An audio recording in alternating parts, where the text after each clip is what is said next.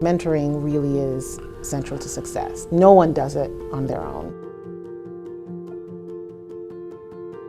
If you don't follow up and you're not intentional about it, then the relationship fizzles. Then you have to kind of take that leap of faith and go and, see if there's anyone you connect with or not. I don't remember the first date that we met, but at the time, I was a very green new lawyer and was the big fancy partner. The mentoring I received to enable me to go to the leadership positions that I've held was completely instrumental. So part of that is paying it forward. He continually recommended that I somehow find Kelly and meet up with her and talk to her. He said, you guys are so similar. She's done the same thing for her company. I'm sure she would show you. Similarly, he was sharing with me that I really needed to talk to Meredith. I think it was actually in person at one of the advanced manufacturing events. And I walked up to her and said, hi, I'm Meredith. I'm currently a senior now. I'm at the University of Hartford studying aerospace engineering. I had got connected to one of her mentors, and through that I've been able to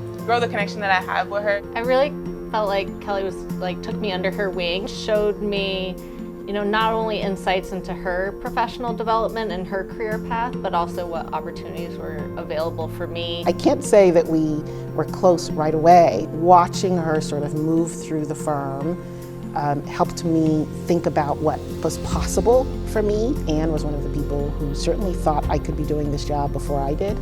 And she was affirming. To me, it was, the ambition, the drive, the follow through. I was like, we can train you. Really enjoyable to be able to have a personal connection and a camaraderie with other people who are in similar roles as you are. She was someone that I met with, monthly, basically, trying to figure out, what would be the best direction for me. We both have families, and so I got a lot of advice from Kelly and, just was so curious about her experiences balancing a family and her professional life. I am now convinced that there's no such thing as work-life balance, but there is work-life integration. And I learned that along the way, really partly through Anne. It's unique for every woman, I think, but to hear that perspective, that was immensely helpful, just to feel like I could ask, somebody casually, how did you do it? Anne was very vulnerable with me and shared the spots that were really hard.